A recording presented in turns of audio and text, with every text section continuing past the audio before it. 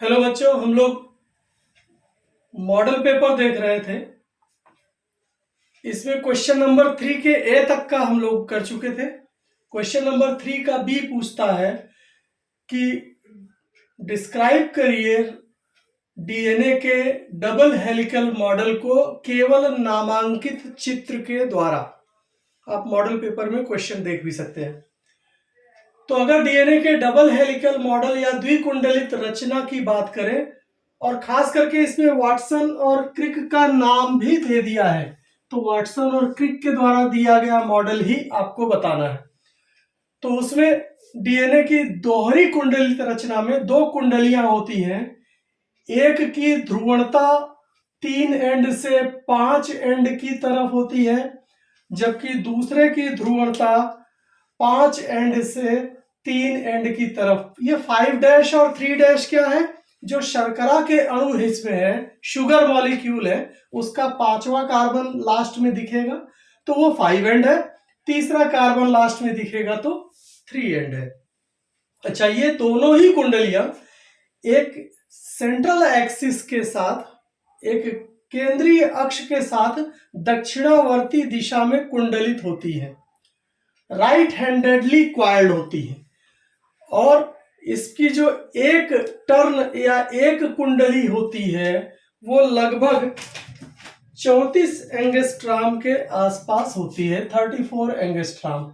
और इसमें 10 नाइट्रोजनी समाक्षर युग्म होते हैं, 10 nitrogenous base pairs, NBP nitrogenous base pairs. तो एक हेलिक्स एक शुरू हुआ और फिर वापस आके खत्म हुआ, तो एक पॉइंट मिला करके ये पूरा जो था ये आपका 1 टर्न हो गया। अच्छा, चौड़ाई की बात करें तो डीएनए की जो चौड़ाई है, जो डायामीटर है, वो 20 एंगस्ट्राम का होता है। ठीक है। अब ये जो जनरल डीएनए का स्ट्रक्चर है, इसको हम देखें तो दोनों ही कुंडलियां, एक 3 एंड से 5 एंड की तरफ, दूसरा 5 एंड से 3 एंड की तरफ है। यानी दोनों ही कुंडलियां क्या है? एंटी पैरेलल है, विपरीत समानांतर है, तो एंटी पैरेलल है। तो आपको आसानी होनी चाहिए। एक और चीज होगी, इन कुंडलियों में जो नाइट्रोजिनस बेस पेयर है वो शरगैफ के लॉ के हिसाब से काम करते हैं, जिसमें एडेनिन का युग्म हमेशा थायामीन के साथ और गुआनिन का जोड़ा हमेशा साइटोसिन के साथ बनता है। तो इस तरीके से ये जोड़े बनते हैं, और एडेनिन और थायामीन के बीच में 2 हाइड्रोजन बॉन्ड, जबकि गुआनिन और साइटोसिन के बीच में 3 हाइड्रोजन बॉन्ड होते हैं। तो इस तरह से ये 2 अंक का प्रश्न है, तो इतना पर्याप्त होगा। केवल एक डायग्राम भी आप ये बना देते हैं तो भी सफिशिएंट होगा। और बाकी इसमें मेजर ग्रूव और माइनर ग्रूव भी होते हैं, आप दिखाना चाहें अगर कहीं पर तो जैसे ये ज्यादा गहराई में है तो मेजर ग्रूव, कहीं पर थोड़ा सा दिख रहा है हल्का सा तो माइनर ग्रूव। इस तरीके से ये चीजें भी पाई जाती हैं, मगर एनसीईआरटी ने बहुत ज्यादा इसको दिखाया नहीं। ठीक है। अगला क्वेश्चन है हमारा कि व्हाट इज इम्यूनिटी। तो इम्यूनिटी यानी प्रतिरक्षा। प्रतिरक्षा क्या है? क्षमता, एबिलिटी ऑफ होस्ट, किसी भी होस्ट की क्षमता, औषध जिसे कहते हैं, बीमारियों से या बीमारी फैलाने वाले एजेंटों से लड़ने की जो क्षमता होती है उसे ही हम इम्यूनिटी कहते हैं या प्रतिरक्षा कहते हैं। और ये जिस सिस्टम से हमारे शरीर में नियंत्रित होता है उसे इम्यूनिटी सिस्टम या इम्यून सिस्टम कहते हैं।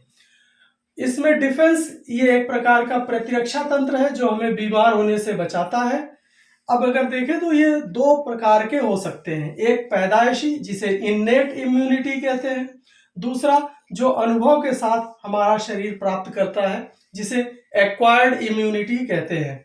तो इन्नेट इम्यूनिटी जन्म के साथ होता है, मतलब आनुवंशिक रूप से, जेनेटिकली पेरेंट्स से बच्चों में ट्रांसफर होता है, जबकि और ये कॉमन होता है, जनरल होता है, किसी खास बीमारी के लिए नहीं, किसी भी तरह की शरीर की समस्या के लिए ये पहले ही लड़ने को तैयार रहते हैं, नॉन स्पेसिफिक।